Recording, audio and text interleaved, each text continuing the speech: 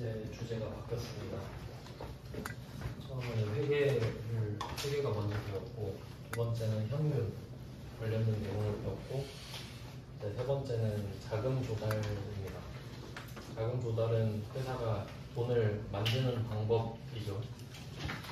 그래서 아까도 말씀드렸는데, 보통 그 회계 책을 보면은 보통 목차가 이렇게 돼 있어요. 목차. 그래서 1번 자산, 2번 부채, 3번 자본, 어쩌고 저쩌고 이렇게 하거든요. 근데 제가 그 강의할 때마다 커리큘럼을 바꿔요. 자료를 계속 바꾸거든요. 이것저것 해봤는데 이거는 진짜 책을 만드는 사람만 편합니다.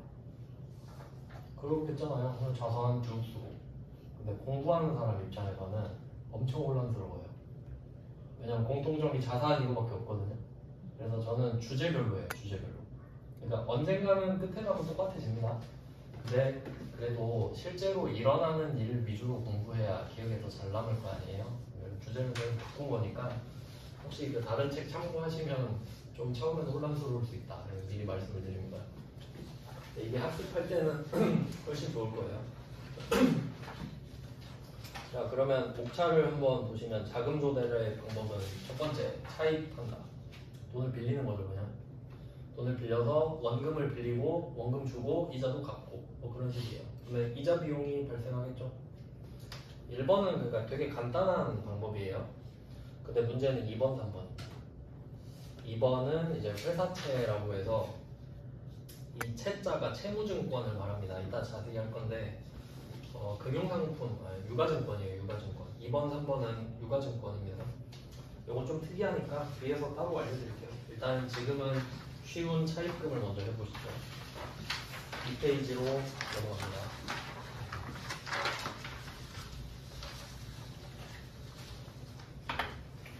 자, 2페이지에 1절 차입금 해놨는데 이건 그 만들고 있는 세무이급책에서 발췌한 거예요. 필요한 부분만.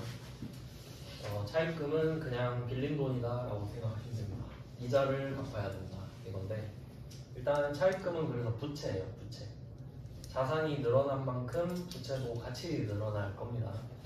기본 왁구만 그냥 설명을 드리면 돈을 빌렸으니까 빌린 만큼 자산이 들어올 것이고 그만큼 갚아야 되니까 부채가 늘어날 겁니다. 어렵지 않죠? 그러니까 자산과 부채가 같이 늘어나는 거죠. 차입금은. 근데 또 이제 기억하셔야 될 게 이거 자체는 안 어려운데 내가 돈을 받고 누군가에게 부채가 생긴 거잖아요. 근데 또 내가 돈을 한 명한테만 빌리는 건 아니거든요. A한테도 빌리고 B한테도 빌리고 C한테도 빌리고 그러면 역시 거래처가 와야겠죠. 이게 처음에 거래처 적는 게 좀 많이 헷갈린단 말이죠.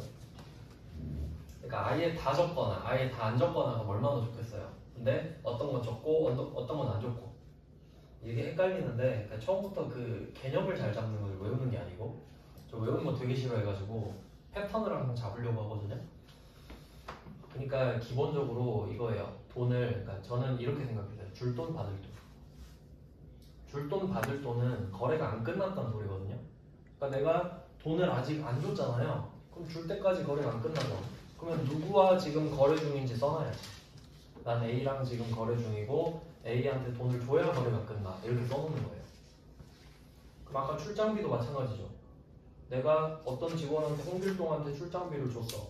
그럼 얘가 돌아올 때까지는 안 끝나잖아요. 우리 둘의 관계가. 그러니까 홍길동 써놓는 거지. 돌아오면 이름 또 써서 또 지워주는 거. 그러니까 거래처도 쭉 생각하셔야 되고 왜냐면 이게 그 하나씩 배우는 게 능사가 아닌 게 실제로는 엄청 복합적이에요. 여기서 부가가치세도 여러분 생각해야 된단 말이에요. 그럼 그것까지 알려드리면 돈을 빌려주고 빌리는 거 있죠. 그 금융이라고 하죠. 면세.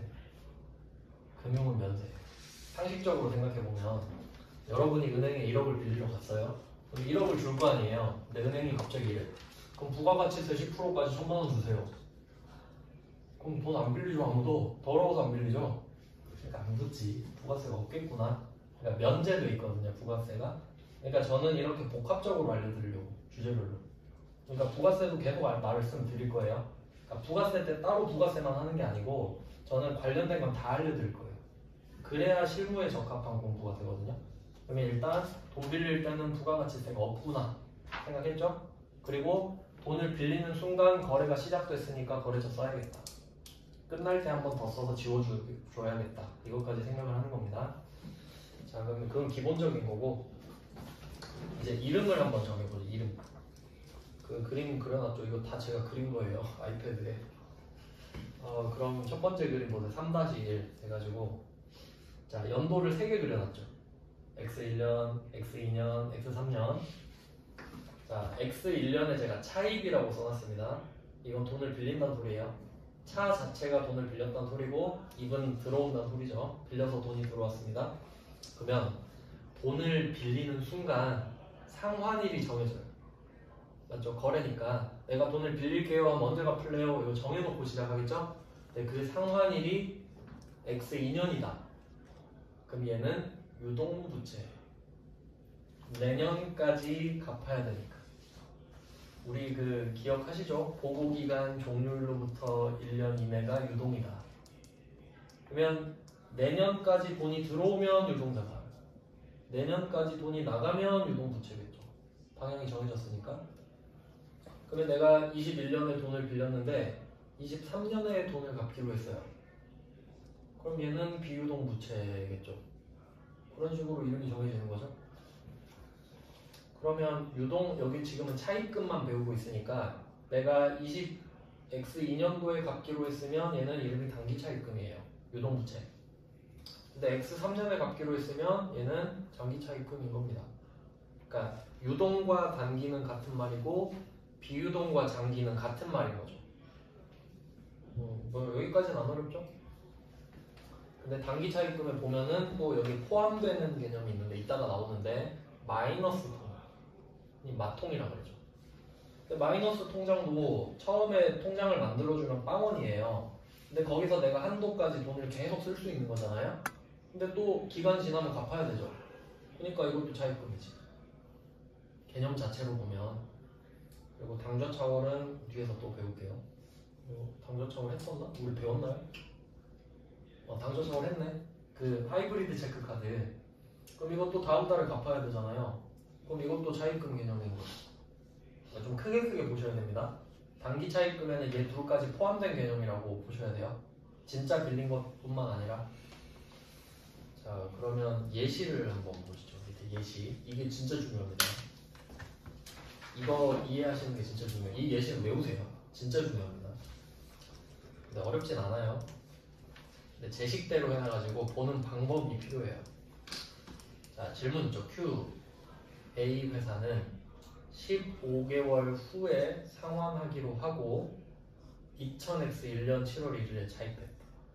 돈 빌린 겁니다. 7월 1일에. 근데 15개월 뒤에 주기로 했어요. 그럼 제가 왜 15개월로 했냐면 1년이 넘죠. 그럼 사람들이 헷갈리기 시작해. 1년이 넘네. 15개월이면 그러면 보통 뭐라고 쓸 것 같아요?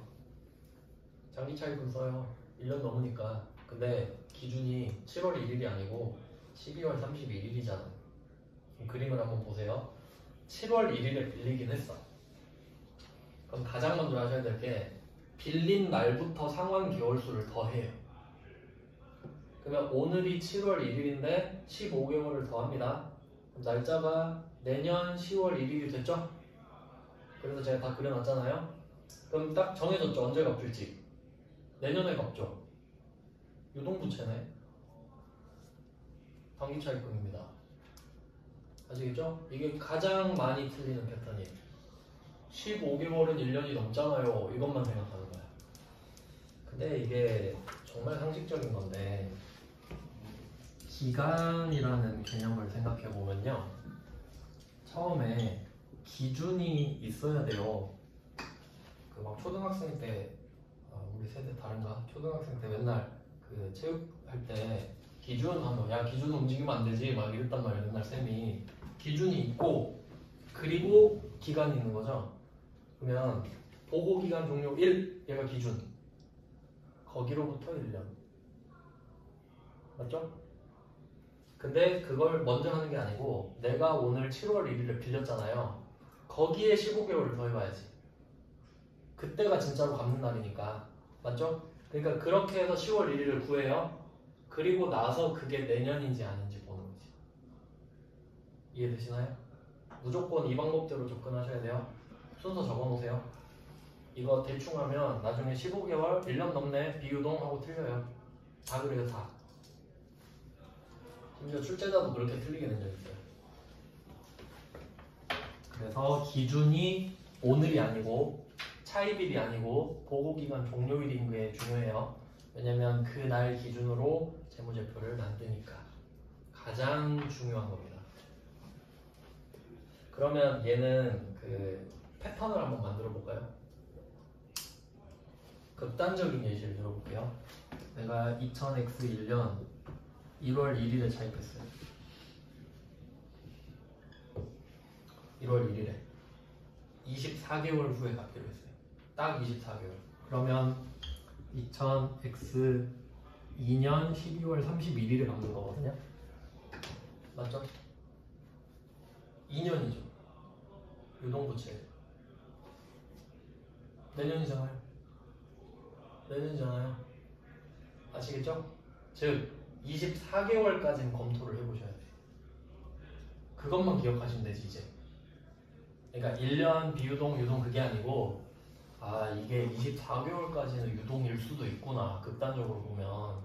그러니까 그냥 여유롭게 봐도 23개월. 맞죠? 근데 반대는 어때요? 만약에 문제를 이렇게 내는 거야. 3년 뒤에 상환하기로 했다. 그럼 볼 필요도 없이 비유동이죠, 걔는. 그렇게 정해버리는 거야, 내가. 그러니까 결론은 상환일이 내년까지 오면 유동, 내후년부터면 비유동 이렇게 하셔야 됩니다. 12개월, 13개월 그걸로 따지는 게 아니에요. 그래서 예시, 이걸 외우셔야 된다고 하는 이유가 아시겠죠? 그러니까 사실 이해죠, 이해. 그래서 어쩌고 저쩌고 써있는데 뭐 해설은 그냥 복습할 때 보시면 됩니다. 설명은 지금 해드리고 있으니까. 그래서 일단 기초를 잡았고 문제를 풀어봅시다. 3페이지. 왜냐면 이게 그 출제자들이 헷갈리지 않게 문제를 내거든요.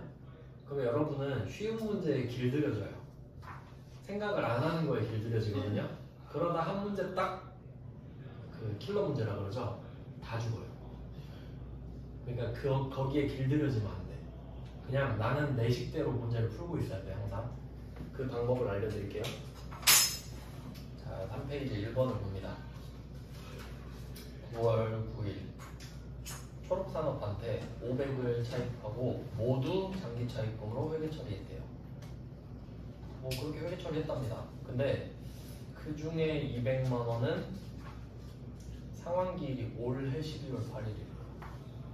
그러면 연도는 딱 두 개 기억하세요. 올해 내년. 올해 내년이면 유동. 근데 올해죠. 그럼 200은 단기 차입금인데 잘못했다는 소리예요. 이렇게 독해가 돼야 돼요.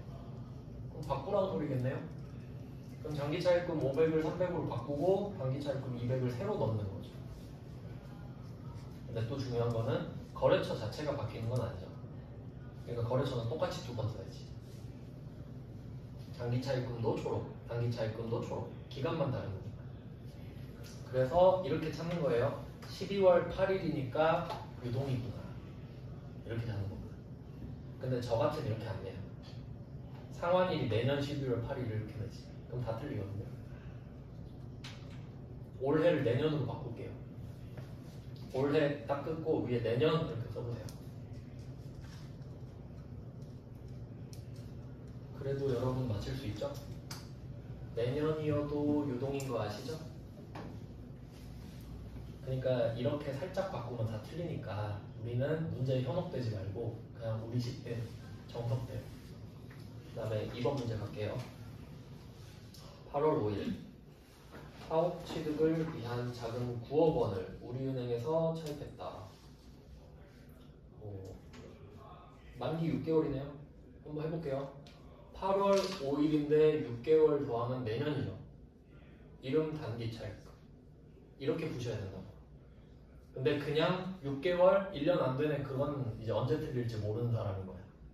6개월만 가지고 판단한 사람은 무조건 오늘 날짜에 6개월을 더해야지. 그리고 그 상환일이 내년이네. 그러니까 유동 이렇게 가야 된다고요. 안 그러면 장난치면 틀려버리니까. 그러면 뭐 이 문제 같은 경우는 이제 만약에 만기를 그러면 16개월 아니 좀 애매하게 바꿔볼까요? 그럼 이 문제를 만기를 14개월로 바꿔보는 거죠. 만기 14개월.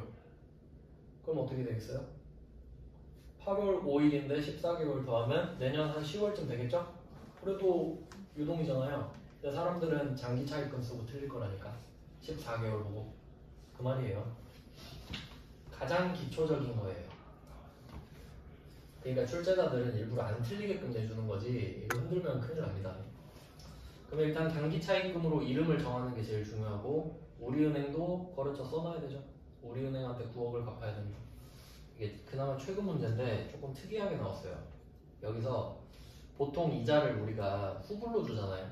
처음에도 배웠는데 얘는 선이자라고 써있죠. 표시할게요. 선이자.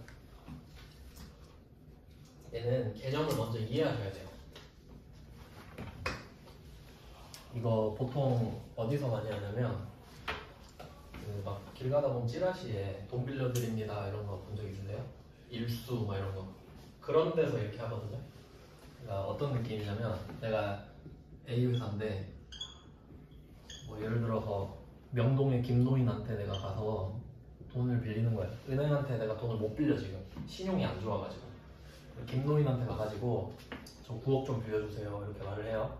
그러면 김노인이 9억을 안 줘요. 8억 6,400을 나한테 던져주는 거야. 9억을 빌려달라니까요? 9억 빌려준 거고 나중에 9억 갚아. 그럼 우린 지금 3,600을 못 받았죠. 왜 3,600 안 줘요? 그거 이자야. 너 이자 먼저 낸 거야. 이렇게 되는 겁니다. 이게 선이자예요. 그러니까 보통 고리대금업자들이 많이 하는 거거든요. 그러면 자기들은 이자가 보장돼 있잖아요. 근데 은행은 안 그러죠. 9억을 일단 드리고 나중에 9억 갚으실 때 3,600도 같이 주세요 그러죠. 그게 정상이잖아요. 근데 우리는 그것밖에 모르니까 선이자들은 다 틀려버리는 거예요. 그냥 이럴 수도. 근데 은행이 그러면 안 되는데 문제를 위한 문제죠. 그럴 수도 있겠구나 하고 그냥. 그래서 이때 이자 금액은 그래도 알려줬잖아요. 그러니까 이 금액을 못 받는 걸로 은행 처리해야지. 근데 갚는 금액은 똑같습니다. 9억으로. 그러니까 얘는 단기 차입금의 1번 이렇게 적어 놓으셔야 돼요. 단기 차입금 9억을 먼저 까는 게 1번. 그리고 이자가 2번. 3,600을 2번으로 빼야 내가 받는 금액이 나오는 거죠. 선이자는 이렇게 보셔야 됩니다. 갚을 돈이 정해져 있고 거기서 이자를 뺀 게 내가 받는 돈이지 이렇게 되는 겁니다. 왜냐면 9억을 갚는 건 정해졌으니까. 아시겠죠? 조금 특이한 개념이긴 한데 그래도 나온 적이 있으니까. 자 그러면 일단 금액은 정리가 됐습니다. 근데 또 문제가 뭐냐면 이자잖아요 이거. 이자 비용으로 해야지. 맞죠? 근데 또 이름을 성급 비용으로 하래. 성급 비용? 근데 우리 배웠죠 이거. 제일 중요한 거라고 제가 강조했죠. 성급 비용 맞잖아요. 왜냐면 나 지금 돈 하나도 안 썼는데. 그러니까 그런 개념이 이제 붙어버리는 거예요. 그러니까 사실 이 문제는 틀리라고 낸 겁니다. 회계 1급 수준에서. 근데 우린 지금 공부를 하고 있으니까 검토를 할 수 있어요. 이런 문제가 시험장 나오면 고민은 하지 마세요. 버리세요. 근데 공부는 하셔야 된다. 뭐 어쩔 수 없죠. 출제자 마음이니까. 그래서 제가 참고도 넣어놨습니다. 그러니까 오늘은 일단 이렇게 됐어요. 원금에서 이자를 뺀 게 받을 돈. 그리고 이자는 이자 비용이 아니라 성급 비용. 그리고 또 이 문제를 이제 검토해보면 어려운 게 6개월인데 이번 연도에 4개월이 걸리죠. 8, 9, 10, 11, 5개월. 8, 9, 10, 11, 12. 내년에 1개월 이렇게 걸리죠. 그래서 제가 밑에 참고 써놨잖아요. 분계 보시면 만약에 12월 31일엔 어떻게 할 거냐. 그럼 그 성급 비용 3,600 잡았던 거 있죠. 그것 중에 6분의 5 월할 가정으로 써있죠. 그걸 빼서 비용 처리하는 겁니다. 3,000만 원. 그리고 내년에 한 달 남았죠. 만기 때 600 성급 비용 이자 비용으로 털면서 난 9억 줘야지. 이건 그냥 이해용으로 써는 거예요. 대충 흐름 아시겠죠? 그러니까 권할 만한 문제는 아닙니다. 하지만 최근에 한 작년쯤에 낸 적이 있으니까 그래도 검토는 해보자 이런 목적으로 봤습니다. 주류는 아니에요. 주류는 이제 1번 같은 문제가 주류고. 다음 페이지로 가보시죠.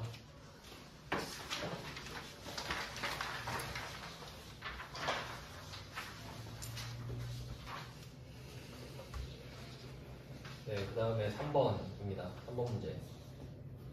10월 1일 기현의 외상매입금을, 지금 외상매입금 몰라도 되고요. 그냥 이걸 갚았다인데 부채를 갚았다 이렇게만 생각하시면 됩니다. 당좌수표를 발행해서 결제했습니다. 아까 맨 처음에 강조했었죠?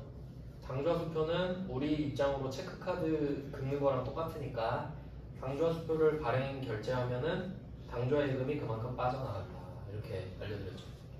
근데 지금 500을 긁어야 되거든요. 근데 내 잔액이 400밖에 없어 지금. 근데 긁었어요. 그러면 당연히 당좌예금 400은 일단 다 나가겠죠. 근데 100이 부족하거든요. 근데 우리는 이게 하이브리드 체크카드란 말이죠. 한도가 좀 있어.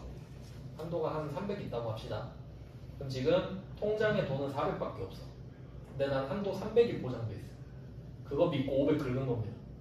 그러면 당좌예금은 400이 다 나가고 100만 원은 바로 부채로 걸리겠죠. 그게 당좌처분. 즉 당좌수표를 발행하면서 한도 금액까지 넘어간 경우가 당좌처벌인 거죠. 당좌수표에서도 나왔죠. 그러면 이거 상식적으로 생각하면 다음 달에 갚아야 될 거 아니에요. 맞죠? 그래야 다음 달에 한도가 또 생기지. 그러니까 얘는 은행에 대한 부채가 되는 거죠. 그리고 여기다 제가 채권자라고 써놓은 거는 원래 여기 은행입니다. 은행. 왜냐면 체크카드를 은행에서 만들어주잖아요. 이해되시죠? 당좌예금도 은행에서 만들어주잖아요. 그러니까 채권자는 은행 이렇게 써도 돼요. 네, 저는 포괄적으로 쓴 거죠. 나한테 돈을 빌려준 사람이라는 뜻으로 쓴 건데 그 채권자는 은행일 수밖에 없지. 당좌차원은 무조건 은행입니다. 근데 이게 원래 개정 과목이 단기차입금이거든요. 원래. 근데 문제에서 두 번째 줄을 보시면 초과액은 당좌차월 개정을 사용하시오라고 돼 있죠. 그래서 답이 당좌차월이에요. 이 말 없으면 답은 단기차입금이에요. 왜냐면 개념 자체가 단기차입금이잖아요, 그냥. 근데 굳이 구분하고 싶으면 쓸 수도 있겠죠. 그건 자기 마음이에요. 회사 마음이에요. 그게 뭐가 중요해 하면 단기차입금이고 그것도 중요하지 그럼 당좌차월이고 뭐 그런 느낌입니다. 뭐 별로 어렵진 않죠. 당좌차월이 최근에 좀 많이 냈거든요. 네, 기억해 주셔야 됩니다. 이게 끝인가? 뭔가 허전한데. 뭐 빌리는 건 안 어려우니까. 빌리는 건 그거 보는 거예요. 상환일만 따지시면 됩니다. 그러니까 단기차입금이냐 장기차입금이냐 이름 찾는 게 중요한 거죠. 근데 당좌차월은 단기차입금은 안 나오잖아요. 왜냐면 당좌차월 자체가 단기차입금이니까. 당좌차월이 장기차입금일 수는 없어요. 자, 그 다음 5페이지입니다. 평가라고 써놨는데 얘는 12월 31일에 일어나는 일들이라고 보시면 돼요. 한번 보시죠. 이 4번 문제는 빈출 주제입니다. 4번은 시험에 잘 나옵니다. 중요표 시주세요.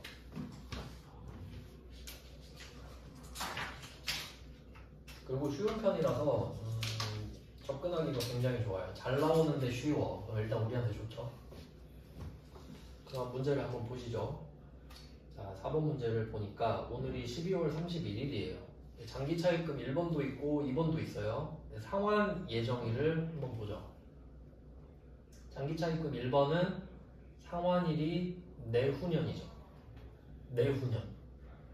그럼 지금 봐도 장기차입금 맞죠? 근데 장기차입금 2번은 상환일이 내년이네요. 그럼 빌릴 땐 장기차입금이었을지 모르겠는데 지금 보니까 내년에 갚아야 되죠. 그럼 이제 얘는 장기차입금이면 안 되거든요. 그러면 넉넉히 있다가 내일 돈 갚아 이러면 큰일 나죠. 그러니까 경각심을 갖게 해줘야 되겠죠. 네가 빌렸을 땐 장기차입금이었겠지만 지금 보니까 너 내년에 갚아야 되거든. 이름 장기차입금에서 딴 걸로 바꿔. 이 작업을 해줘야겠네.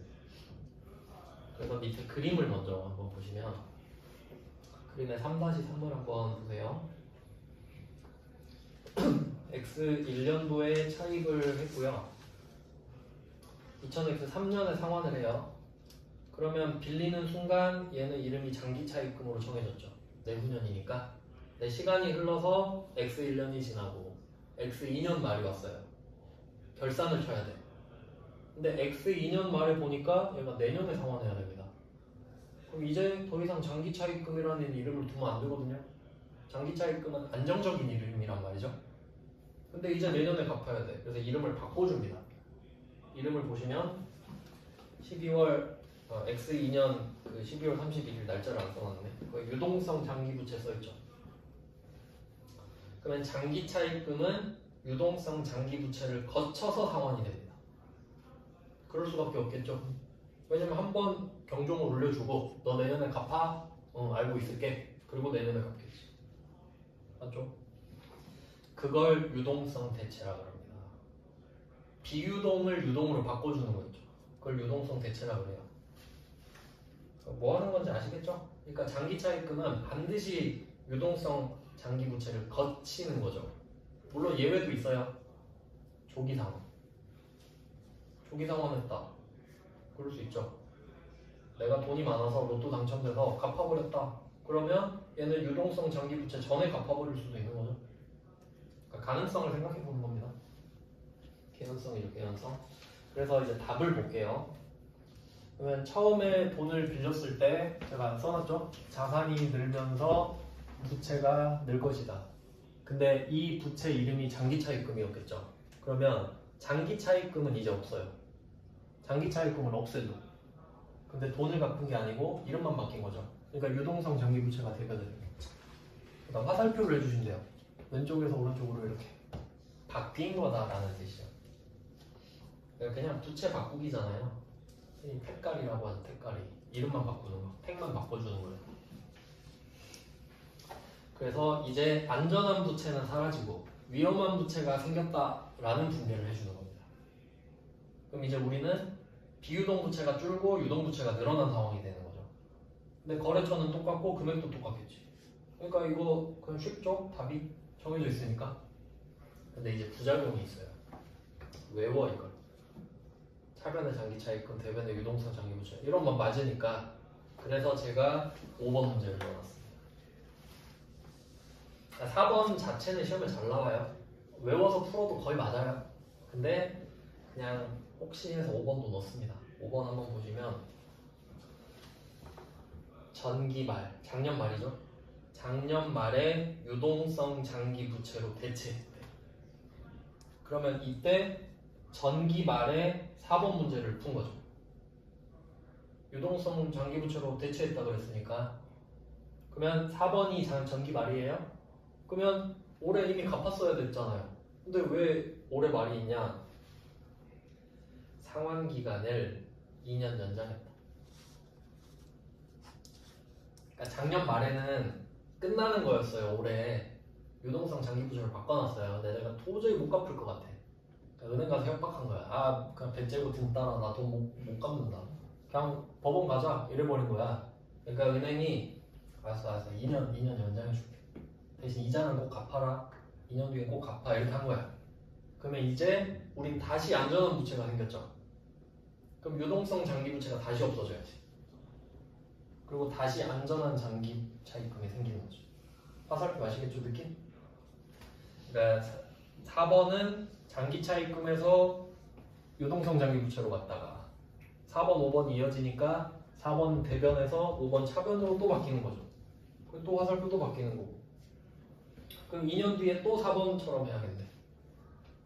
맞죠? 2년 지나면 또 위험해지잖아요. 그래서 제가 5번을 넣은 이유는 4번 나왔다고 4번 외워서 풀다가 틀리는 경우가 있을 수 있다. 그냥 저랑 5번 될 거거든요. 그러니까 반대 상황도 생각을 해보셔야 된다라는 거지. 연장을 했느냐? 그러니까 4번은 문제 보시면 아무 말도 없잖아요. 당연한 걸 하는 거니까. 근데 5번은 특이하게 연장을 해줬으니까 반대가 돼버리는 거고. 둘이 세트니까 같이 기억하세요. 5번은 근데 세무 2급만 2번인가 나왔고 근데 또 모르잖아요. 나올지 안 나올지.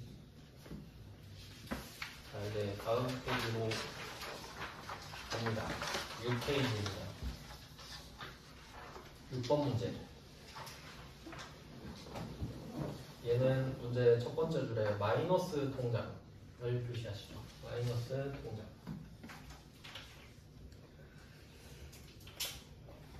흔히 마통이라고 하죠. 참고로 지금은 그런가 아닌가 모르겠는데 회계사 세무사 있잖아요. 제가 그쪽에 관심이 많으니까 회계사 세무사 합격하잖아요. 바로 마이너스 통장 1억짜리 뚫어줍니다. 바로 합격한 순간. 왜냐면 넌 뭐 그 정도 갚겠지라고 생각하는 거예요. 사실 개업하란 소린데 그런 거예요. 그 신용대출이죠 그런 게. 그러니까 마이너스 통장은 정식 명칭이 한도대출이라 제가 써놨습니다. 그러니까 원래는 빵원을 준 다음에 한도를 정해놓고 거기까지 쓸 수 있는 거니까 사실 신용카드랑 똑같죠. 근데 그냥 그게 통장 형식이니까 마이너스 통장이라고 부르는 거지. 맞죠?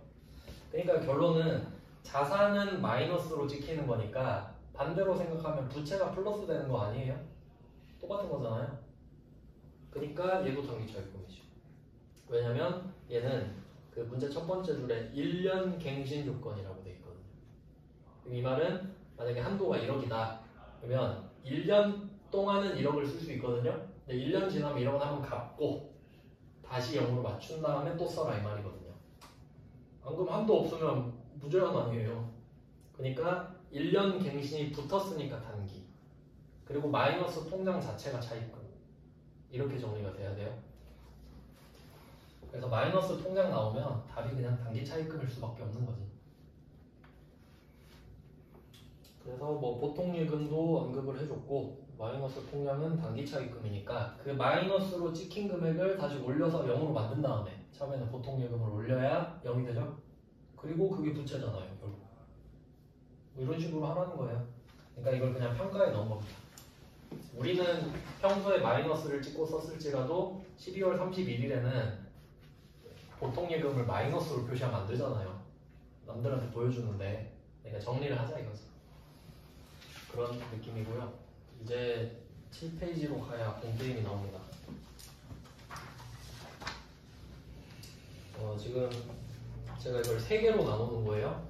첫 번째가 차입, 그러니까 돈을 빌릴 때는 상환일에 따라 단기 차입금으로 할지 장기 차입금으로 할지 이름을 정하는 게 중요했죠. 처음에는. 두 번째, 평가에는 12월 31일이니까 혹시 장기 차입금이 있다면 유동성 장기 부채로 바꿔주는 작업을 하는 경우가 있었죠. 반대인 경우도 있었고, 그리고 마이너스 통장 정리하는 것도 12월 31일이에요. 그러니까 그런 식으로 날짜마다 뭘 하는지 정리를 해주셔야 되죠. 방금 막 헷갈리니까. 그리고 이제 마지막이 돈을 갚는 거, 갚아버리는 거. 그러면 보통 돈을 갚을 때 이자를 같이 준다 그랬잖아요. 그러니까 상환이랑 이자 지급을 같이 써놓은 거죠. 그런 식으로 정리한 겁니다. 첫 번째가 빌릴 때, 두 번째가 12월 31일, 세 번째가 갚을 때 이런 식인 거죠. 한번 보시죠. 이제 또 문제가 발생합니다. 그림 한번 먼저 볼게요. 그림. 자, 채권자랑 채무자 이렇게 그려놨죠? 채무자가 나예요. 왜냐면 내가 지금 돈 빌리고 있으니까. 내가 갚을 의무가 있으니까 채무자.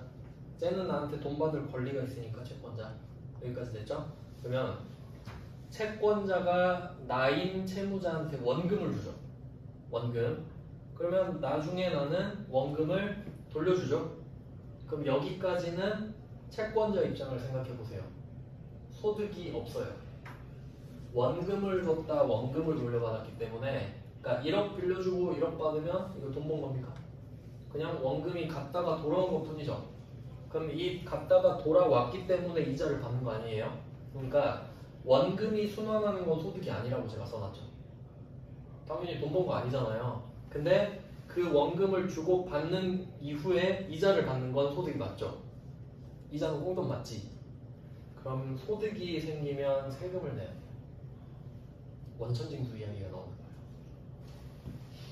그래서 원천징수를 한번 좀 간단하게 설명드리고 다음에 자세히 하는데, 이게 한두 번 듣는다고 익숙해지는 게 아니기 때문에 원리를 설명을 드릴게요. 자, 일단 우리는 A 회사라고 할게요.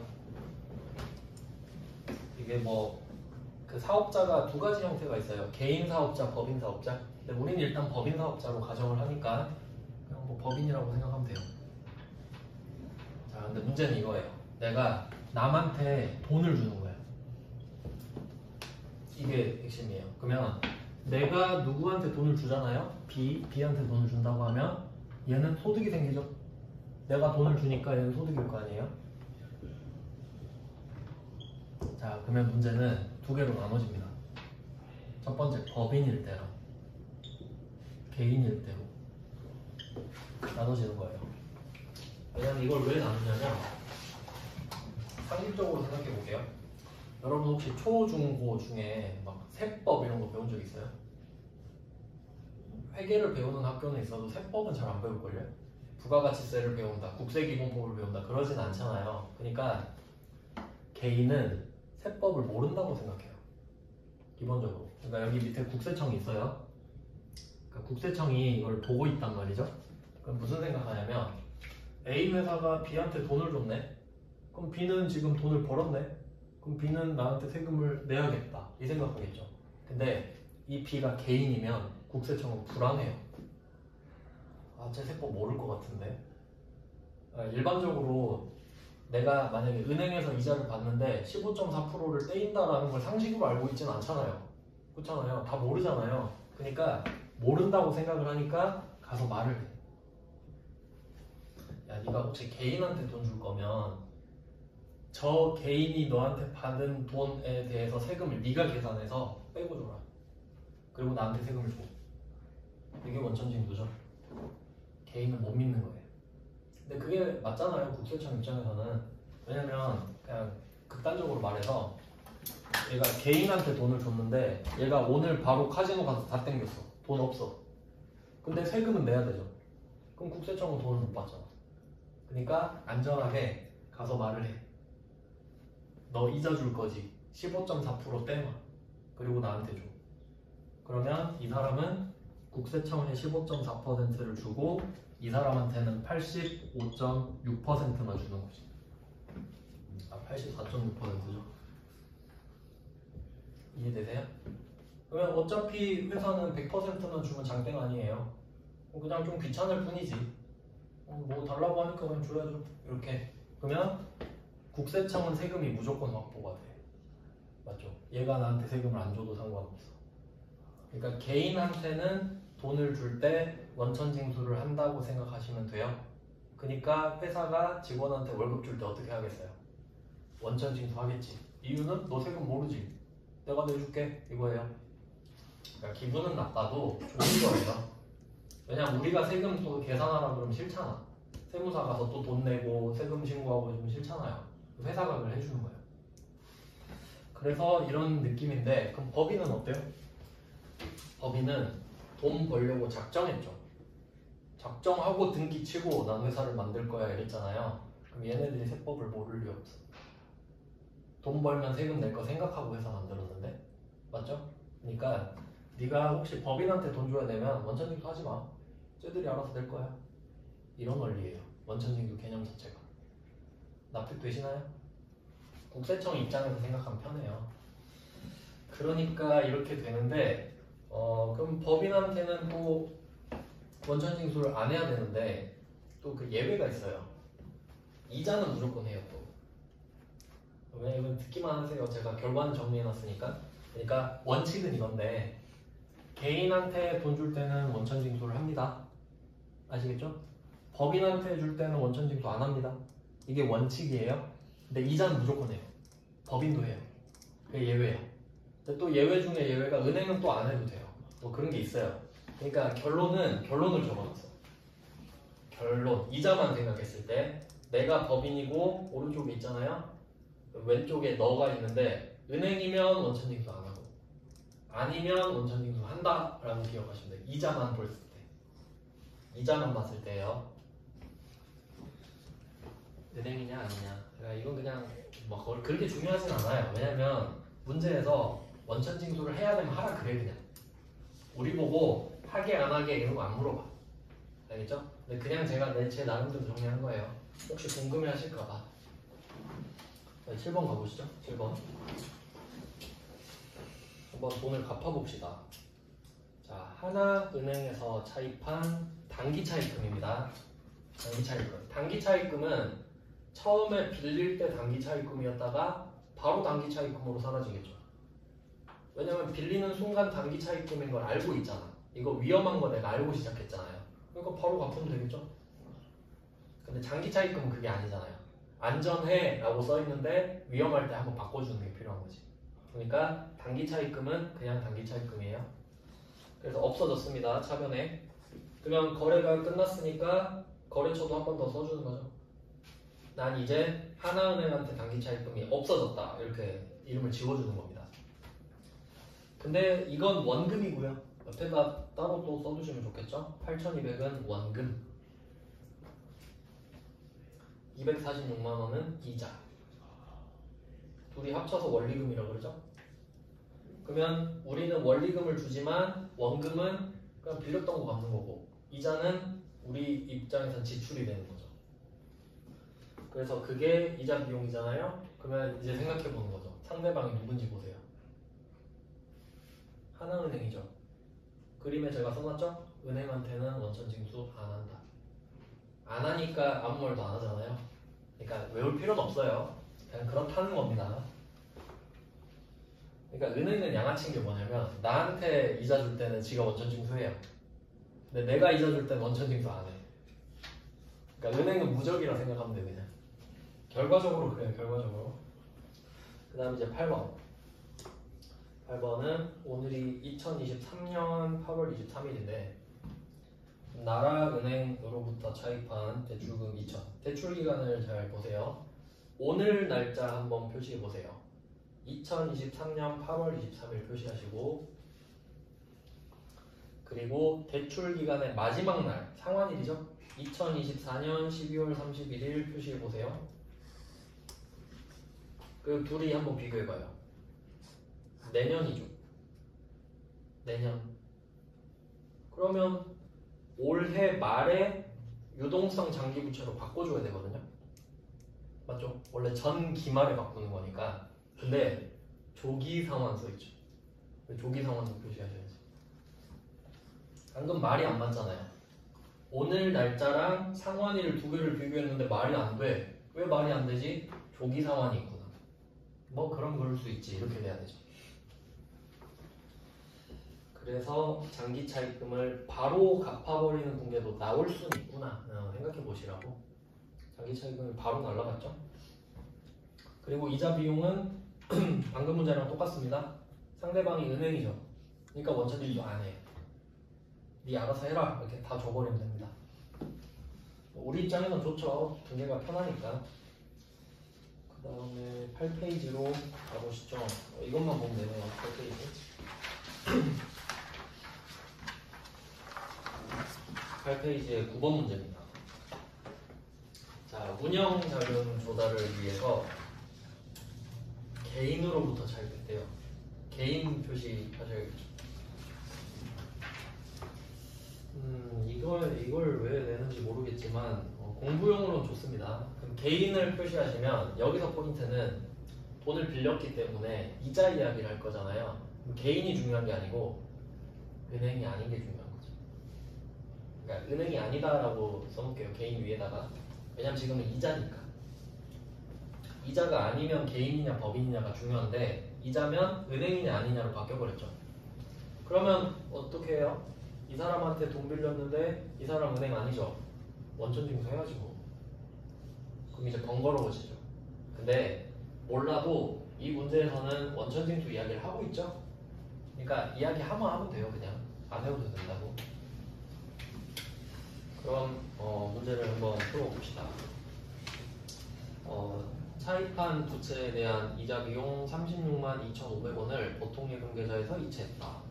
그럼 이게 문제에서 언급을 해주니까 대변에 보통예금 36만 2,500원 이렇게 쓰잖아요. 네, 한번 실무를 생각해볼게요. 실무. 내가 지금 오늘 이 개인한테 돈 빌려줬잖아요. 이자를 갚는 날이야. 근데 내가 원천징수가 뭔지 몰라. 세법 그딴 거 몰라. 그냥 나 회계 일금만 어떻게 땄어. 그러면 그냥 대변에 보통 이건 50 쓸 겁니다. 50 계좌이체 할 겁니다. 안 그럴 것 같아요? 그러니까 오늘 이자 50을 줘야 된다니까. 이자 50. 근데 내가 지금 원천징수를 아니까 원천징수 그 말로 빼고 주고 있는 거잖아요 지금. 근데 원천징수 그게 뭔지 모르는 사람이 여기 앉아있어봐요. 50 그냥 이체해버린다니까? 그럴 거 아니에요. 이자 50이라고 하니까 50을 줄 거라니까? 그럼 어떻게 되는지 아세요? 여기 원천징수세액 137,500원 있잖아요. 이거 다음 달에 내야 돼요. 국세청에 내야 된다고. 내가 잘못 줬잖아요. 그럼 이자를 내가 137,500원 저 사람한테 잘못 줬죠. 개인한테. 그 사람한테 달라고 해야 돼요. 엄청 피곤하겠지. 그러니까 처음에 잘해야겠죠. 네, 솔직히 주겠어요. 나 같으면 안 줘. 모르는 척하고. 그 다음 달에 드릴게 하다가 내년에 드릴게. 다음 생에 드릴게 이런다니까. 절대 못 받아요. 아시겠죠? 그러니까 좀 와닿게 말씀드리는 거예요. 처음에 잘하셔야 된다고. 돈을 줘버리면 끝나는 거니까. 그러니까 원천징수 개념을 알고 있어야 된다는 거지. 그러니까 은행한테 줄 때는 다 주면 되죠? 그건 괜찮지. 근데 개인한테 줄 때는 원천징수 찾아보고 몇 %인지까지 찾아보고 빼고 줘야지. 아시겠죠? 실무는 그런 겁니다. 근데 시험 문제는 그거에 비하면 너무 쉽다는 소리예요. 알려줘 버리잖아요. 뭐 그런 말이에요. 그냥 그렇다는 생각해 보시고요. 그리고 참고로 얘는 27.5%입니다. 써볼게요. 137,500원에다가 27.5%. 이건 또 왜 차이가 나냐면 아까 제가 이자는 15.4%라고 했잖아요. 그러면 딱 봐도 뭐가 안 좋아요? 15.4%랑 27.5%죠. 27.5%가 세금 많이 내니까 안 좋죠. 그 이유가 뭐냐면 15.4%는 대부업 하는 사람. 은행은 대부업이죠. 저 돈 빌려주고 돈 벌게요라고 작정한 사람이잖아요. 은행은. 근데 여기서는 그냥 개인이라고 나왔죠. 그럼 이 사람은 대부업자가 아닌 거예요. 대부업으로 등록을 안 하고 그냥 돈 많은 사람. 그래서 그냥 아는 사람인데 나 돈 있는데 좀 빌려줄까? 이렇게 돼버린 거지. 그럼 이 사람은 사업자 등록 안 했죠. 그리고 돈 먹는 거잖아요. 그럼 그 사람은 27.5%냐. 왜냐면 작정하고 하는 거 아니니까. 그러니까 이런 걸 비영업 대금이라고 하는데 뭐 그냥 몰라도 돼요. 세무 이급 범위일 거예요. 굳이 따지면 소득세니까. 그러니까 그냥 여기서는 고증을 해놓은 거죠. 그러니까 우리한테 물어보진 않잖아요. 몇 %게 뭐 그런 건데 참고하시고. 그래서 이때 예수금이라고 되어 있는데 원천징수 할 때 예수금이라는 부채를 씁니다. 미리 받아놨다는 뜻이에요. 미리 받아놨다. 그러니까 이게 나중에 직원 월급 줄 때도 나오거든요. 그러면 나중에 직원 월급 줄 때는 차변에 급여라는 비용이 들어가요. 그러니까 차변에 급여 비용 뭐 300 이렇게 써 있겠죠? 그럼 그 사람한테 또 뭐 소득세 내야지, 지방소득세 내야지, 4대 보험 중에 3개 내야지 그거 할 거 아니에요. 그게 예수금으로 잡히겠지. 맞겠죠? 원천징수는 다 예수금이니까. 그리고 그걸 무조건 다음 달 10일에 냅니다. 그러니까 내가 잘못 줬어도 무조건 낼 돈은 정해져 있는 거예요. 다음 달 10일에. 뭐 그런 내용이고요. 그 다음에 10번만 보고 줄게요. 10번은 단기차입금 2천. 얘도 단기차입금이니까 이름이 안 바뀌겠죠? 2천을 갚아야 되는데 지금 대주주한테 돈을 빌렸거든요. 대주주는 보통 특수관계인이라고 해요. 특수관계인. 우리 회사랑 엄청나게 친한 거죠. 대주주는. 사실 우리 회사 갖고 있는 사람일 수도 있단 말이죠. 그럼 이 사람이 나한테 돈을 빌려줬는데 우리 회사가 힘든 걸 이 사람이 제일 잘할 거 아니에요. 그러니까 야 그냥 500 까줄게. 1,500만 갚아. 이럴 수 있겠죠? 심지어 무이자. 왜냐면 자기 회사잖아요. 자기 회사 망하게 생겼는데. 그러니까 그럴 수 있죠? 그러면 이때 특이한 게 첫 번째 이자가 없다. 이자가 없으니까 원천징수도 없죠. 만약에 여기에서 이 사람 대주주 전마나 은행 아니잖아요. 이자 있으면 원천징수 하겠지. 맞죠? 근데 이자가 없으니까 원천징수가 없구나. 하나 넘어갔어. 두 번째, 500을 까줬어요. 그럼 나는 1,500밖에 안 주는데 2,000이 줄었어. 500 이득이죠? 그게 수익이 되는 거죠.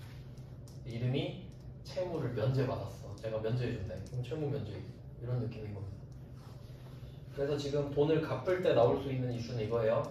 이자를 보통 은행한테 주는데 은행한테 이자 줄 때는 원천징수 안 한다. 근데 은행이 아닌 개인이나 법인한테 줄 때는 걔네들이 돈놀이 하는 애면 15.4, 돈놀이 안 하는 애면 27.5 원천징수를 한다.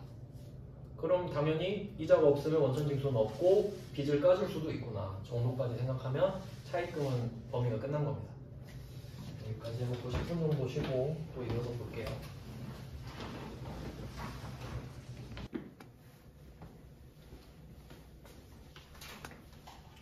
이제 9페이지를 보겠습니다. 첫 번째, 자금을 조달하는 방법은 그냥 돈을 빌리는 단순한 방법이었죠. 그냥 원금 주고 이자도 주고. 이제 두 번째 방법인 회사채라는 것을 발행을 할 겁니다. 얘는 한자도 써놓은 이유가 한자가 중요하기 때문이에요. 뭐 쓰는 법을 외우라는 건 아니고 여기 그 원래 개정 과목 이름이 사채로 나오거든요. 사채. 사채하면 오해의 소지가 있잖아요. 그러니까 옆에 제가 따로 써놨죠. 비교해서 사채. 그러니까 오른쪽의 사채는 사사로울 사자예요. 그러니까 이게 러시앤 캐시 이런 거를 사채라 그래요. 사적인 그 대부업체 이런 거죠. 공적인 건 은행이고. 그러니까 우리가 배우는 거는 회사채. 회사 사자거든요. 회사가 발행하는 채권. 이 개념을 한번 볼게요. 좀 복잡해요, 이 개념이. 근데 답은 안 어려운데 이해하는 게 조금 그럼 우리가 A 회사라고 하고 아까 그 돈을 조달하는 방법이 은행에서 돈을 빌리는 게 제일 쉽거든요. 왜냐면 하나의 은행에서 그냥 이 돈을 빌리고 갚고 하면 되는 거기 때문에 엄청 깔끔하기도 하고. 근데 만약에 은행에 가서 배지를 먹었다거나 그러니까 은행 가서 저 돈 좀 빌려주세요 하면 은행에서 재무제표 갖고 오라 그러거든요. 몇 년치를 봐요. 돈 못 갚을 것 같은데 안 빌려주겠다 이럴 수 있겠죠. 그럼 나는 어떻게 돈 빌려야 되는데 그럼 이제 그 사적으로 돈을 빌릴 수밖에 없단 말이죠. 이제 그 방법 중에 하나인 건데 그게 어떤 느낌이냐면 아까는 은행이랑 1대1 거래였잖아요. 차입은. 근데 이제는 1대 다. 어떤 느낌이냐면 내가 1억을 빌리고 싶어요. 근데 은행 가서 배지 먹고 왔어요. 그래도 난 1억이 필요해. 그럼 앞에 증권회사에 가요. 증권회사 가가지고 저 1억 필요해요. 1억 만들어주세요. 이래요. 그러면 예를 들면 1억을 만 개로 쪼개요. 그럼 만 원짜리 만 개가 돼요. 1억은 만 원짜리 만 개니까 1억인데 그냥 만 원짜리로 쪼개가지고 만 개를 딱 만들어요. 그리고 그걸 팔아요.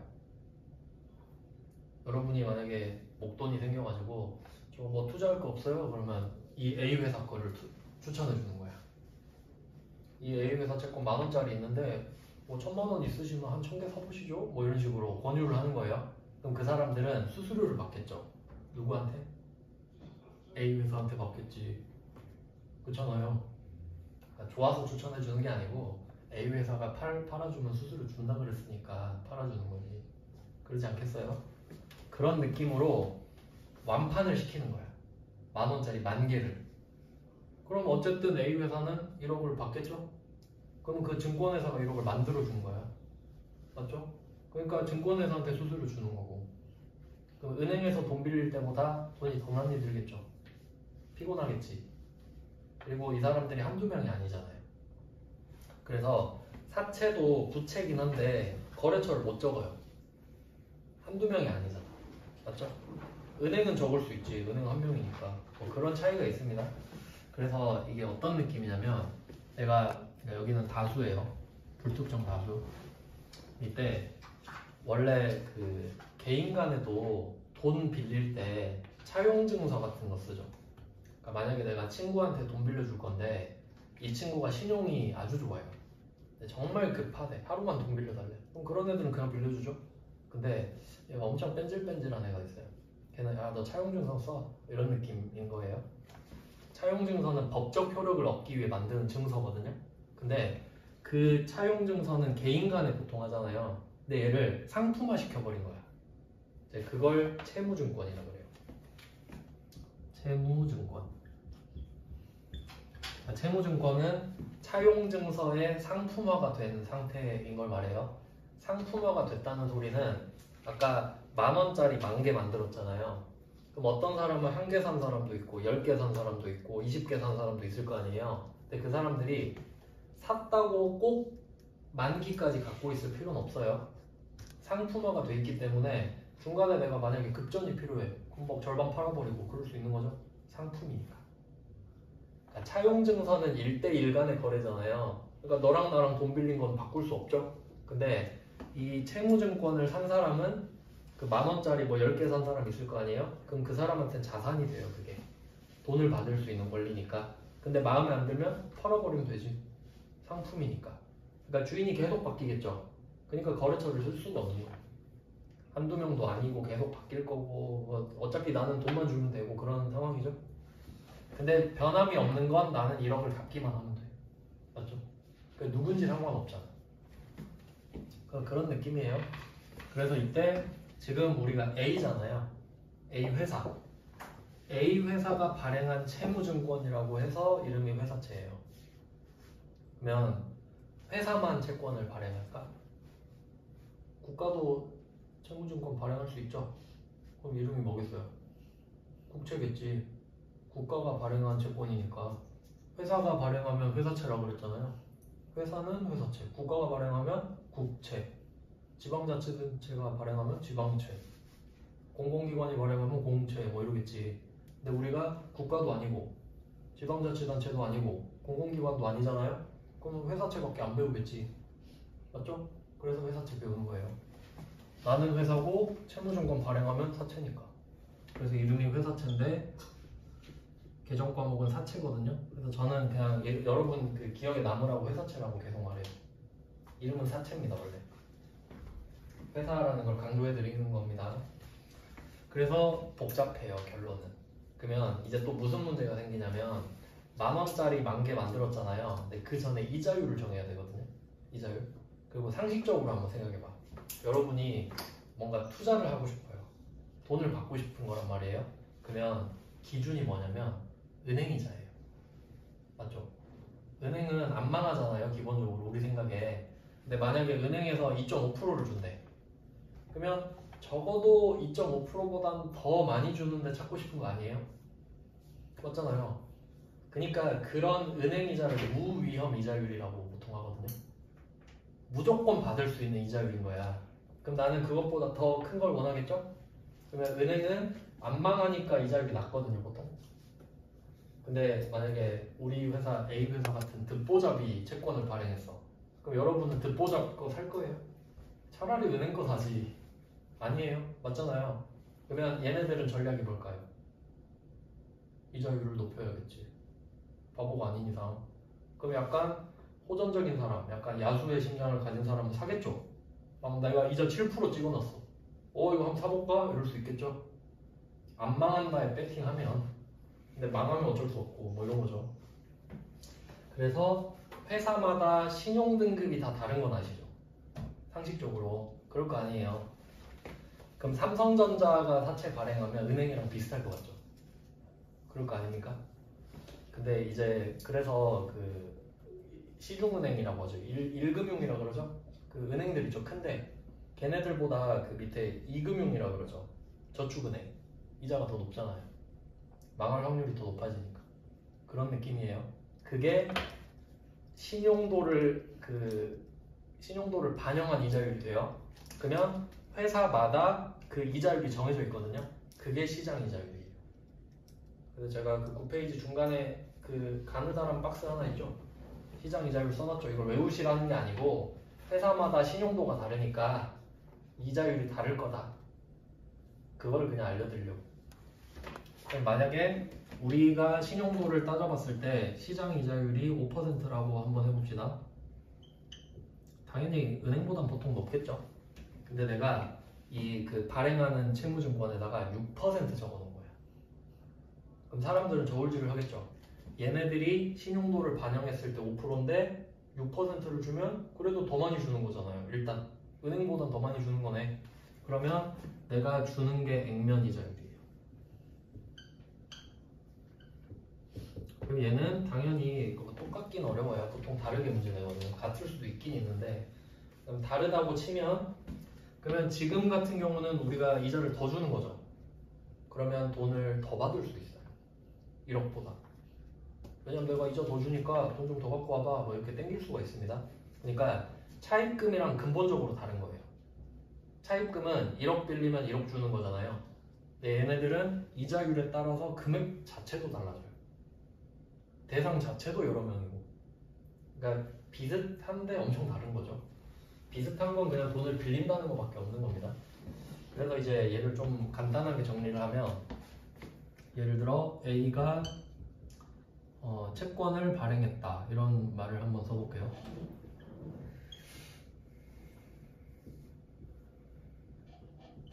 이런 말을 여러분이 봤다고 해봅시다. A라는 회사가 채권을 발행했다라는 말을 들었어요. 그럼 여러분 무슨 생각해야 되냐면 A가 돈 빌렸구나 라고 생각해야죠. 왜냐면 채무증권은 차용증서잖아요. 차용증서를 발행한 거잖아.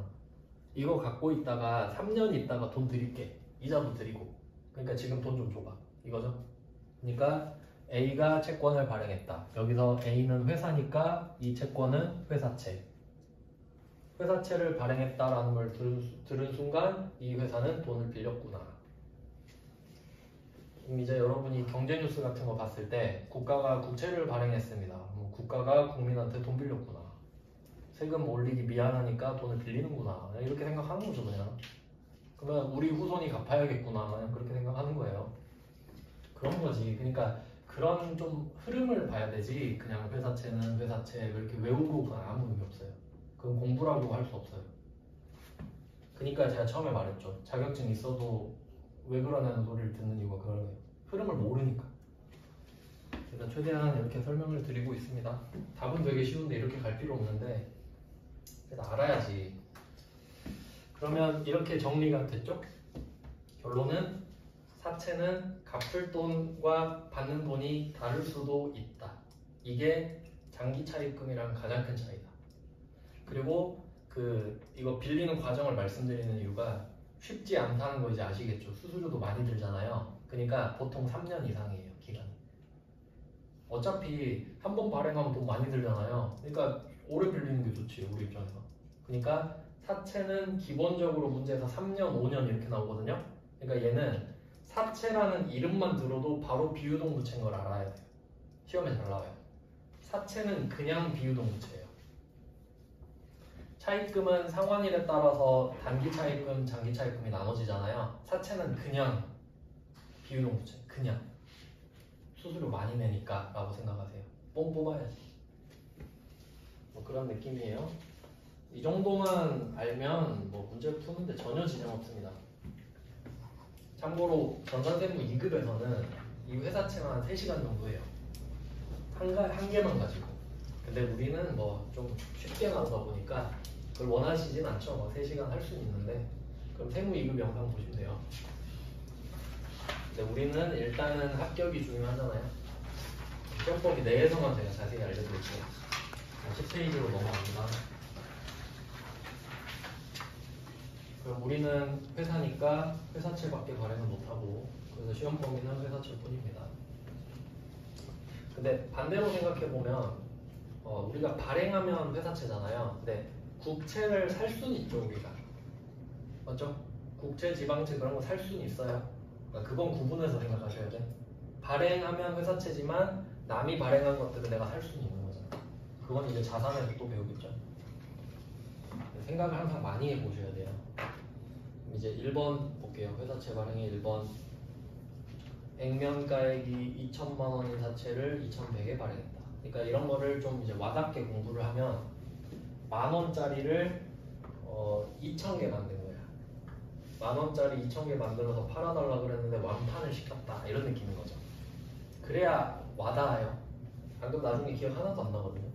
그러면 여러분은 이 액면 금액이라는 개념을 생각해 봅시다. 액면 금액.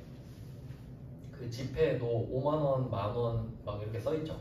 그게 액면 금액이잖아요. 그럼 한번 생각해봐요.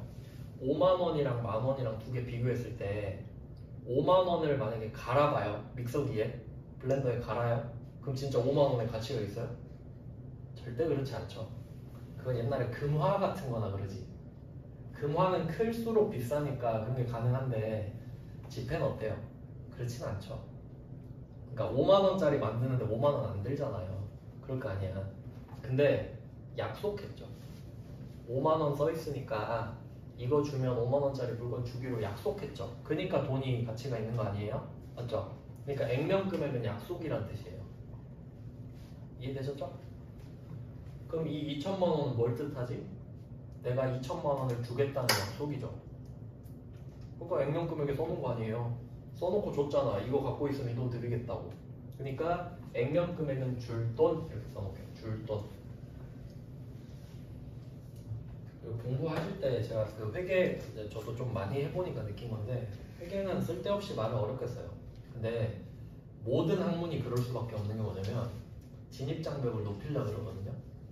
그러니까 우린 이미 회계로 먹고 살고 있으니까 너네들은 새로 배우지 마 이거예요. 그러니까 그런 거를 뚫으려면 어떻게 해야 되냐면 말을 단순화하면 돼요. 단순화. 그러니까 제가 어려운 말 안 쓰잖아요. 차입금 빌린 돈이에요 이러잖아요. 그 작업을 계속 하셔야 돼. 그러면 진입장벽을 뚫을 수 있어요. 왜냐면 어려운 말 안 쓰면 되지. 난 이해하고 안 쓰면 되지. 그러니까 액면 금액은 줄 돈 이렇게 하면 되잖아요. 어려운 말 쓸 필요 없죠. 2천을 줘야 되는구나.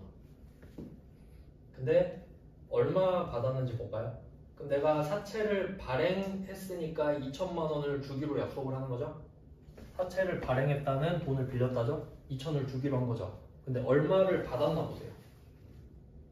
2,100을 받았대. 그럼 이제 유출을 해보건데 내 시장 이자율보다 많은 이자를 주나 보죠. 그러니까 사람들이 돈을 더 주겠지. 맞죠? 그러면 그냥 물어보진 않지만 내가 주는 액면 이자가 시장 이자율보다 높은가 보다 정도라고 원래는 생각하는 게 맞죠. 원래는. 근데 시험에서는 안 물어봅니다. 그냥 그렇다는 거예요. 그래서 어쨌든 다를 수도 있다고는 제가 알려드렸잖아요. 그럼 이거 2,100은 받은 돈 이렇게 쓸게요. 받은 돈. 시차가 존재하죠. 돈은 지금 안 갚아도 되지만 돈은 지금 받아야 되잖아요. 그러니까 받은 돈과 줄 돈이 있는 겁니다. 원래 이게 현재 가치도 따지고 해야 되는데 우리한테는 지금 그게 중요하진 않으니까 알려드리고 싶긴 한데 시험에 안 나오는 거 알려드리는 건 시간 낭비니까. 그러면 이때 이렇게 끝나는 줄 알았는데 수수료 현금을 80으로 줬답니다. 그럼 이거는 번호를 한번 매겨보죠. 매겨놨네. 번호 매겨놨죠? 1번의 사채 보이시죠? 왜냐면 줄 돈은 안 바뀌어. 그러니까 약속이니까 대변의 사채 2천을 먼저 적습니다. 난 이 돈을 무조건 줘야 돼. 그리고 두 번째가 받은 돈을 적습니다. 2,100만 원 받았죠? 보통 예금으로? 그럼 두 번째 씁니다. 그리고 수수료는 무조건 나와. 수수료가 안 나오면 말도 안 되는 문제거든요. 그래서 제가 일부러 수수료 있는 문제만 넣어요. 그러면 수수료는 보통은 그쪽에서 2,100만 원을 나한테 줘야 되잖아요. 80을 지가 갖고 가. 그러니까 원래는 2,020을 입금할 거거든요. 원래는 그렇겠죠. 근데 이거 문제잖아요. 일부러 현금 80으로 줬다 그래. 헷갈리게 하려고. 그럼 어쩔 수 없이 현금 80 주는 건 3번. 자, 다 적어놨죠? 그리고 2번, 3번을 제가 묶어놨죠. 그러면 둘이 자리가 반대잖아요. 그럼 2,100은 들어왔는데 80은 나간 거지. 그럼 둘이 합쳐서 2,020 들어온 거죠. 따로 써놓을 수 있는 게 좋아요. 그 박스는 제가 다 쳐놨으니까, 그러니까 플러스 2,020 이렇게 써놓으면 된다 이거지. 실제로 내가 받은 돈은 2,020이잖아요. 근데 자산의 형태가 다르니까 각각 써준 거지. 그러면 2,020을 받았습니다. 그러면 이제 나머지 금액이 안 맞잖아요 지금. 차변은 2,100, 대변은 2,080이니까 22B죠? 그게 4번이에요. 여기에다가는 할증만 표시하세요. 할증. 할증 하면 그 택시, 전 택시에서밖에 안 들어봤는데 새벽에 택시 타면 할증 붙잖아요. 비싸졌다는 소리죠? 그러면 나는 2,000을 갚으면 되는데 결과적으로 2,020 받았죠. 그러니까 할증 발행한 거지. 더 받은 거죠. 이유는 이자를 내가 더 주니까. 결국엔 쌤쌤이거든요. 근데 발행할 땐 차이가 나겠지. 이자가 고려가 안 돼 있으니까 지금. 우리는 이자를 그러니까 고려하진 않아요. 붕괴할 때. 근데 이 금액에는 이 이자가 반영이 됐다는 소리죠. 이런 식으로. 액면 이자율보다 시장 이자율이 액면 이자율이 더 크다 이런 식으로. 그래서 제가 밑에 그 숫자를 써놓은 건 뭐냐면 만약에 여기서 현금이 없다고 쳐볼게요. 현금이 없다고 치면 나는 2,000을 갚아야 되는데 2,100을 받았어요. 이걸로 끝나는 거죠. 그럼 그걸 누가 틀리겠어요? 아무도 안 틀리거든요. 초등학생도 안 틀려요.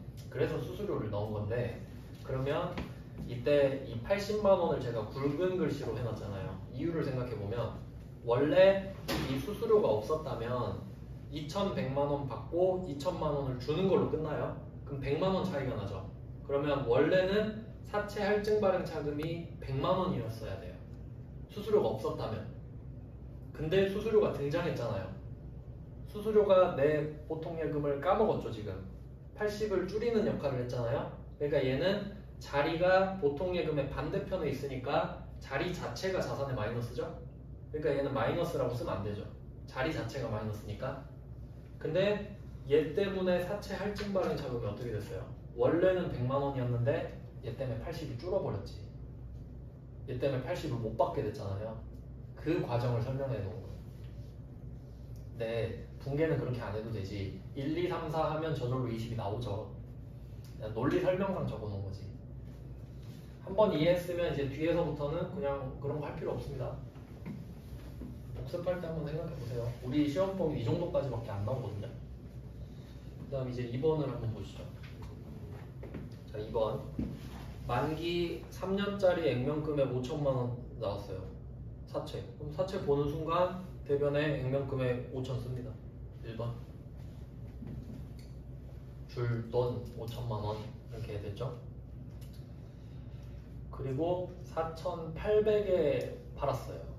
그럼 이제 액면 이자가 낮다는 소리겠죠. 뭐 물어보진 않지만. 그래서 이번에 보통 예금이 원래 4,800 들어가야 되잖아요. 원래. 근데 얘는 5만 원을 빼고 받았대. 현금으로 따로 준 게 아니고 보통 예금에서 차감돼서 들어왔대. 그게 일반적이겠죠.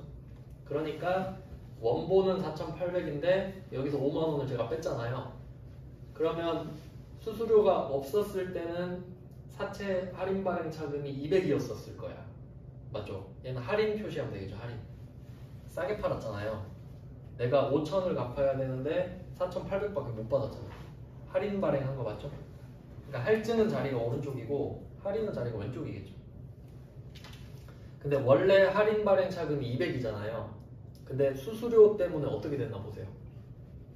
수수료 때문에 보통 예금이 작아지니까 얘는 커졌죠. 왜냐면 둘 다 차변이잖아요. 그럼 차변이 작아지면 차변이 커져야지 다시. 맞죠? 그런 원리를 한번 생각해 보시라는 거지. 그러면 다시 1번으로 가봐요. 1번에 그 현금 80은 어때요? 현금 80이랑 사채 할증 발행 자금이 둘 다 대변이죠. 맞죠? 그러니까 그런 관계를 생각해 보라는 거예요. 그런 내용입니다. 네, 뭐 답을 찾는 데는 그렇게 중요하진 않지만 논리 점검하는 데는 도움이 될 겁니다. 그 다음에 3번 문제도 가보시죠. 3번 문제는 5년짜리가 나왔죠. 그러니까 아까 말씀드린 대로 사채는 무조건 3년, 5년이기 때문에 그냥 비우동인 거죠. 그러면 액면가 1,000만 원 보는 순간 바로 대변에 사채 1,000만 원 씁니다. 그리고 950을 받았으니까 보통 예금 950을 씁니다. 2번. 네, 수수료는 또 따로 현금으로 줬네요. 일부러 어렵게 내려고. 그러면 아까도 말씀드렸지만 얘는 그러니까 이렇게 보면 여러분이 헷갈리겠네요.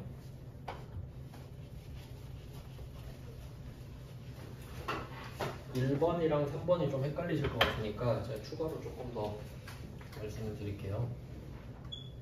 1번 문제부터 다시 보면은 그러니까 1번 문제는 2100 그러니까 기본적인 것부터 써볼게요. 사채 2,000 그 다음에 할증 100 이렇게 시작한다는 건 아시겠죠? 이걸로 시작을 했어요. 2000과 2100으로 시작을 했잖아요. 근데 여기에 수수료가 껴진 거지. 근데 1번 문제는 현금 80을 냈으니까 대변에 현금 80을 썼잖아요. 근데 자산만 따지고 봐봐요. 결과적으로 보통 예금으로는 2100을 받았는데 현금으로 80을 빼준 거예요. 어쨌든 나는 2020만 원 받은 거 아닙니까? 어쨌든 맞잖아요. 그러니까 자산의 형태만 다르지. 받은 건 보통 예금, 준 건 현금일 뿐이고 내가 받은 자산은 2020이잖아요. 그러니까 얘는 구조상 지금은 답이 대변에 현금이 80이 가 있지만 논리상으로는 여기서 80을 빼는 게 맞죠. 논리로 따지면 결국 자산이 는 건 2100일 뻔 했는데 80이 줄어든 거랑 똑같으니까. 그러니까 얘는 지금 차변에 마이너스 80이 되거든요. 근데 얘가 80이 줄면 얘도 80이 줄어야 돼. 차변이 80이 줄었으니까 대변도 80이 줄어야 되죠. 근데 액면 금액은 안 바뀐다 그랬죠. 그럼 누가 줄어야 돼? 얘. 그러니까 여기서 80을 뺐다 이런 논리예요. 그러니까 차변 대변이면 둘 다 빼줘야지. 차변이 줄면 대변도 줄어야 되니까. 맞죠? 그런 논리라서 1번이 자리가 지금 같은 편에 있는 것 같아 보이는 거지. 하지만 실제로 따지면 왼쪽에서 빠진 거랑 같으니까. 그거 보여드리려고 제가 점점점 박스를 길게 쳐놓은 거예요. 그러니까 그게 2020이잖아요. 플러스. 왜냐면 이게 기본적으로 갖춰져 있으면 나중에 좀 응용 문제 풀 때도 도움이 많이 돼요. 왜냐면 나중에 내일 또 주식도 발행해야 되거든. 지금은 사채 발행이고. 자, 그러면 2번은 둘 다 차변이니까 둘이 나눠 먹기잖아요. 그러니까 한 명이 줄어들면 한 명은 커질 수밖에 없지. 둘 다 차변이면. 이거 이해하셔야 됩니다. 그러니까 차변, 대변은 무조건 같아야 되거든요.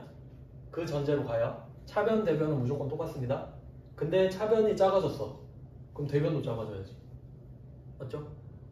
근데 또 차변, 대변이 똑같아야 되는데 차변이 줄어들었어요. 근데 2번은 차변이 2개야. 그러면 차변을 줄였다고 대변을 줄이려고 보니까 대변 액면 금액 하나밖에 없거든요. 액면 금액은 줄이면 안 되잖아. 맞죠? 그럼 선택지가 어디로 가요? 할인을 늘리는 수밖에 없지. 그런 구조를 한번 생각해 보셔야 돼요. 진짜 중요한 겁니다, 이게. 그러니까 지금 사채 한 문제 맞히자고 이걸 하는 게 아니고 회계를 잘 하려고 지금 하는 중이에요. 지금 미리 해놓으면 나중에 엄청 편해요. 아셨죠? 이거 생각 꼭 해보셔야 됩니다. 정리. 그래서 액면 금액은 건드릴 수 없다라는 게 전제지. 그러니까 전제를 깝시다. 1번 전제, 차변 대변은 무조건 똑같다. 2번, 액면 금액은 건드릴 수 없다. 그럼 알아서 정리가 다 돼요. 그리고 복습을 할 때 내 걸로 만드셔야 되는 거예요.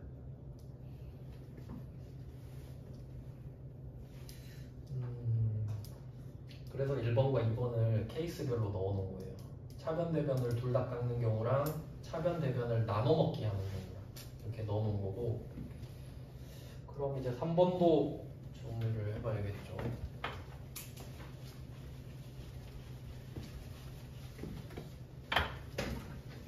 진짜 문제 많이 풀어볼 필요 없이 이 세 문제만 완벽하게 조지면 회계 진짜 잘하게 돼요. 그러니까 그 약간 회계에 좀 문제 스타일이 두 가지가 있다고 하면 첫 번째는 어떤 느낌이냐면 아까 그 뭐 여비교통비, 기업업무 추진비 이름 찾는 거 있죠. 지식형 문제. 그거는 누구나 잘하게 돼요. 100번 하면. 그건 제가 강조 안 하잖아요. 이름 외우세요 한 적 없잖아요. 근데 이런 건 하셔야 돼. 이런 건 논리 자체를 잡는 거기 때문에 한 번 잡아놓으면 계속 응용되거든요. 이게 진짜 중요해, 진짜로. 복습 꼭 하셔야 돼, 이 부분은. 그 다음에 이제 3번도 한번 보죠. 얘는 어떻게 또 정리가 되느냐. 사채를 먼저 적습니다. 사채 1000만원,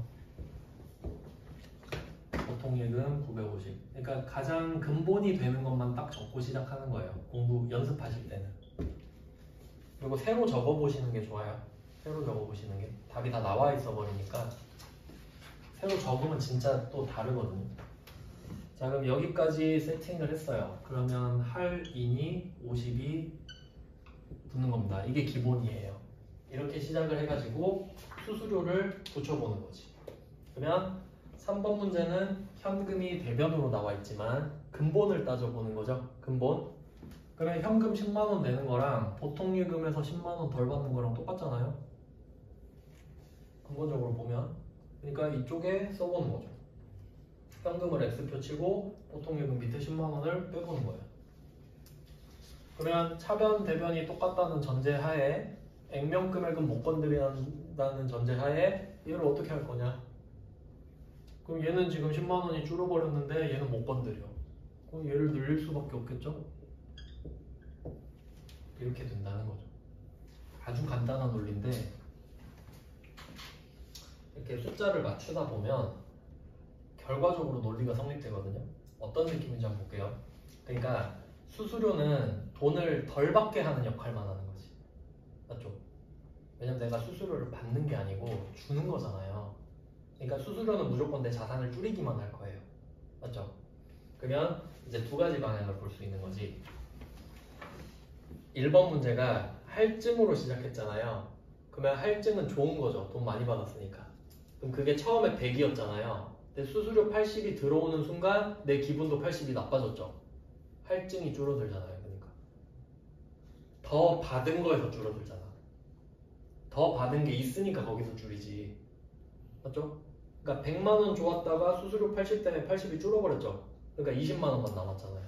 더 받은 게. 근데 지금 보는 3번은 어때요?